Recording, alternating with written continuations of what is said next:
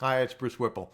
And when I woke up this morning, I had an email from someone who said, "What percentage of equity do I give to non executive founding board members?" Good question, fair question.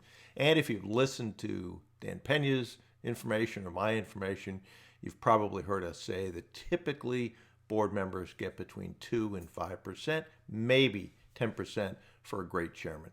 Okay. And that's true.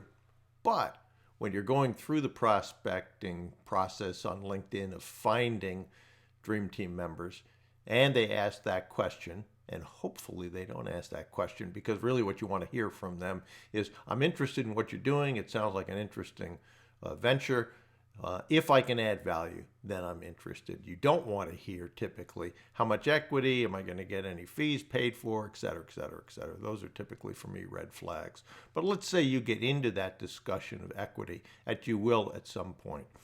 And if you say, "Okay, Dan or Bruce said 2 to 5%, and you say to the person, "Well, we typically give 2 to 5%, what do you think they heard? They heard 5%. They didn't hear 2%. So, same thing is true with financial institutions when you're negotiating. Same thing is true with sellers when you're looking to do an acquisition.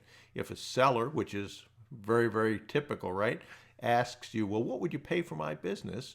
And you say, "Well, the rule of thumb is between 3 and 5 times EBITDA or 3 and 5 times cash flow." Again, they didn't hear the 3, they heard 5 times.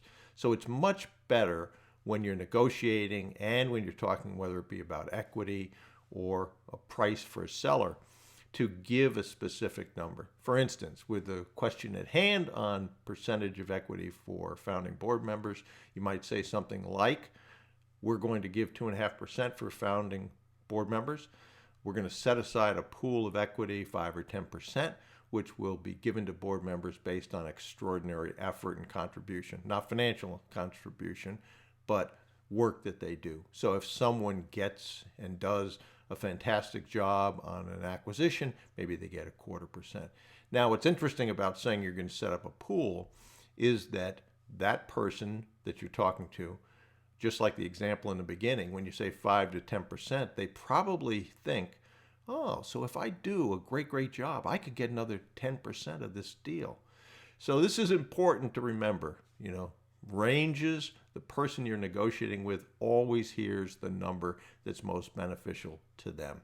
So if you can make it specific, you will be much, much better, I think, in the end. I hope this was helpful. If it was and you'd like more information, over at brucewhipple.com, we've got videos and free reports that I think would help you as you are going through the process of looking at acquiring a business.